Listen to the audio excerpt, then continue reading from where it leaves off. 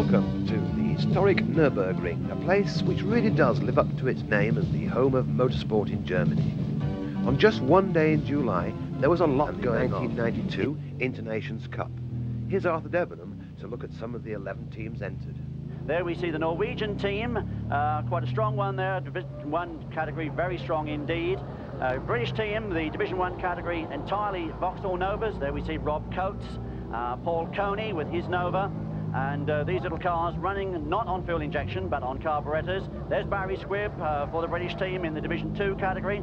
There is the Irish team, and incidentally the Irish team is exactly the same team as we saw at Croft back in 1990. Kevin Sherry there down at the bottom right hand corner of your picture. There is the Dermot Carnegie car, the car which we saw for the first time at Mondello Park just a few weeks ago. Dermot on the left, big John Maloney to his right.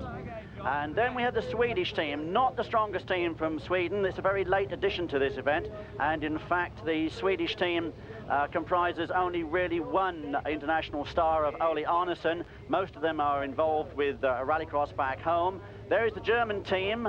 It still amazes me rather that Germany is not able to field a stronger team than it does car-wise. And the Czechoslovakian team, that is the only Skoda in the Czechoslovakian team, the little Skoda Favourite, and there's quite a lot of much more powerful machinery in the Czechoslovakian team, and they could indeed spring quite a big surprise here. Schaefer there at the top of your picture is indeed their top man. But another country which is obviously not fielding its strongest team, in fact only 5 cars have turned up here for Belgium, have the only lady driver. That's Anne Janssens in there. But nevertheless, I'm sure they'll give it their best.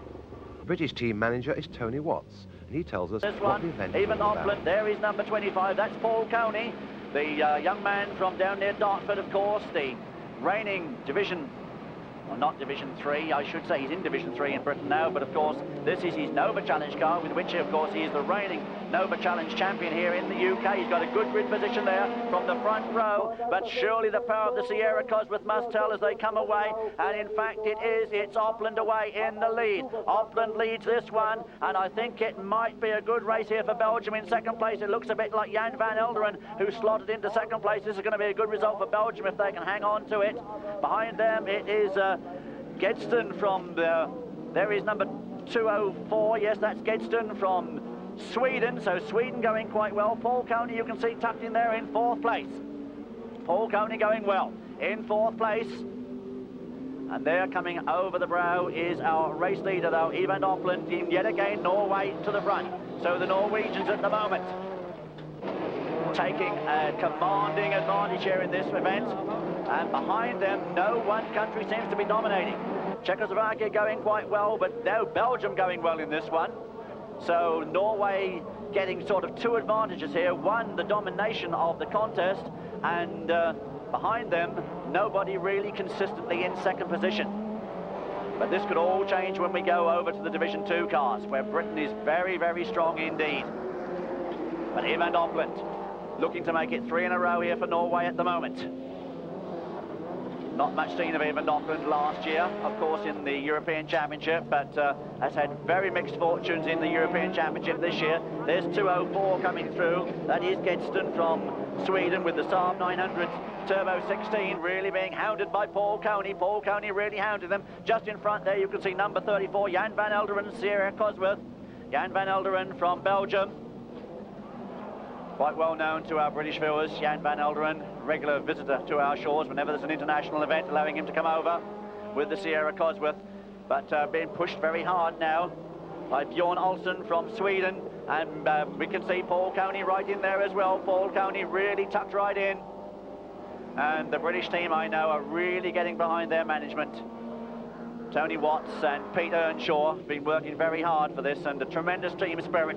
Mustn't also forget the lady in the team as well, of course, Linda Keane, who's been doing public relations and PR work for the team. And we mustn't forget, of course, the major motivator behind the team as far as the sponsorship's concerned, and that, of course, is Motoring News, all coming together to support this British team. But at the moment, the little Novas going well that they are, obviously losing out in the power race. But remember, it's fitness as well, because you've got to be there at the end. and the Novas should have pretty good reliability, but Paul Coney giving away a lot of power with that little 1600cc pushrod engine car, but he really is hanging on to these more powerful cars, but nowhere is anybody near this man, and it's 3 in a row then for Norway, as Opland takes that one. Behind them, Van Elderen coming home ahead of Ohlsson, and Paul Coney tucked right in there, and a very, very strong fourth place, third in that battle. But there we see the points coming up, and they're 311s, and still Czechoslovakia hanging on to that second place, but they have now been joined by Sweden. Sweden now equal, and Great Britain up there in fourth place, but Norway beginning to get away a little bit. There, surely, that's the sight of a potential winner. The yellow Camel Sierra of Björn Skogstad. Number 25, there is Paul Coney for the UK. Number 46, he's the only driver that I know of who's driven for 2 different countries in this competition, and that of course is Kevin Sherry, who comes from Northern Ireland, which of course is part of the United Kingdom, and in the 1989 version of this event, when Ireland were not contesting it in Belgium, Kevin Sherry came in to drive for Great Britain. To make it even more international, of course, he's a Canadian by birth. You can't get much more international than that, can you? But up front, it is indeed Björn Skogstad, and I think we might well see Paul Coney in third place in this one at the moment, but Skogstad leads it. Björn Skogstad leading this one. There's good scrap going on behind him, and I think it's Gerdtsson once again there in second place for Sweden with the SAAB. It is surely, yes, the SAAB 900 turbo 16 valve in second place, but it's got Paul Coney breathing all over it. Paul Coney was really, really challenging. Ireland for Kevin Sherry really need a good result here, but at the moment Kevin's well down the order. And what's happened? Surely we got Paul Coney in second place, have we? No, yes, we have. Paul Coney is now second. Oh, this is terrific for the UK. Paul Coney going very, very well indeed. Czechoslovakia well out of this one with the BMW. That's way down the order at the moment, so the Czechs not having a good run in this one.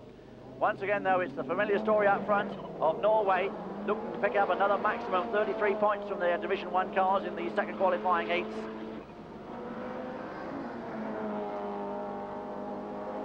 Skogstad it is in this, the 9th race of the 1992 Internations Cup. Björn Skogstad, the man who's moving over to Division 2 next year. Will he be driving for Norway in Division 2 next year? Where will the Internations Cup be next year? Lots of changes taking place in the machinery front, but what a great drive coming here from Paul Coney. He really is driving his heart out. Denmark are going well there in 4th place, and it looks as though we may have got Germany, I think, with Norbert Kroos not far away. Norbert Kroos, I think, up into 5th position. That's one of the best results so far for the German team. Just ahead of Kevin Sherry. But that's the gap between the leaders, and this is Paul Coney, and he is going superbly well. Paul Coney is very, very secure. Sweden are being left behind. There comes Denmark with Svane Jacques Lorentzen. There's number 75 going through there. That is Norbert Kroos for Germany, the host nation. But it's still Björn Skogstad, able to take whatever line he likes around this circuit. I must say the Nurburgring looks a pretty useful circuit to me. First time we've seen it in international rallycross here on Street Sport. But it's a really good run coming up for this man, Björn Skogstad. Skogstad coming through, doing everything he has to do, and one has to hang their hats off to the Norwegian team. They really have gone superbly well in this Division 1 category. Stands, as you can see, not totally full, but it could accommodate 20,000 more spectators than we've got. But 25,000 is a pretty useful crowd here at the Nurburgring, and they're watching Björn Skogstad taking 11 points there for the Norwegian team in race number 9. But there surely is Paul Coney's race of his life, I would think. He must be absolutely delighted with that, and acknowledging the cheers that are coming up from the British contingent here, I'm sure. But there we have our leader, and we can see now that the Norwegians have extended that to a very useful advantage now over the Britons, who are now second, and Denmark still into the position. But here's number 14, they're on the pole position, Björn Skogstad for Norway.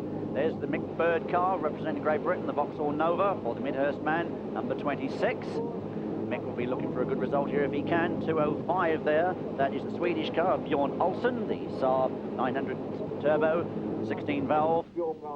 Only lady driver in the Internations Cup here this weekend is Anne Janssens for Belgium. The start line marshal just checking her grid sheet was right, and it's Schaefer making a good start for Czechoslovakia. He was the initial leader. Czechoslovakia again showing very, very well in Division 1. There is Mick Bird coming through. Not the best of starts for Mick Bird, but up there now Mick Bird, car number 26. Mick's first full season back into Rallycross after a 10-year break, but this is Skogstad. In second place it is Schaefer. Just trying to pick up there who was in third place. I think it might have been Sweden. This is Björn Skogstad with the Camel Sierra. Way through that chicane. Yes, Sweden in third. Mick Bird is indeed fourth. Then I think it's Norbert Cruz for the host nation Germany with the Golf in fifth place. But Mick Bird having a look now for fourth. Cruz just there behind him. Kevin Sherry in this one for the Irish team with the 16 valve Golf. Haven't seen Kevin at the moment. Peugeot 405 of H. from the Netherlands. And yet another one out. That's Björn Ohlsson from Sweden. Well, they're really falling out at the moment as we come to the Division 1A final. And we can see that it's Skogstad leading them away. Paul Coney's in this one for Great Britain, and Paul Coney's there in third place trying to do another giant killing act. And the man in front of him at the moment is Miroslav Schaefer for Czechoslovakia. Noel Farrell's in here for Ireland with the Peugeot. He's down in last slot at the moment. And Paul Czechoslovakia getting a good result there. Sweden come home in third place with Björn Ohlsson, and Noel Farrell takes fourth for the Irish. And what's that done? Well, we've got Czechoslovakia down to fifth place now. And as Björn Skogstad celebrates, is absolutely no doubt.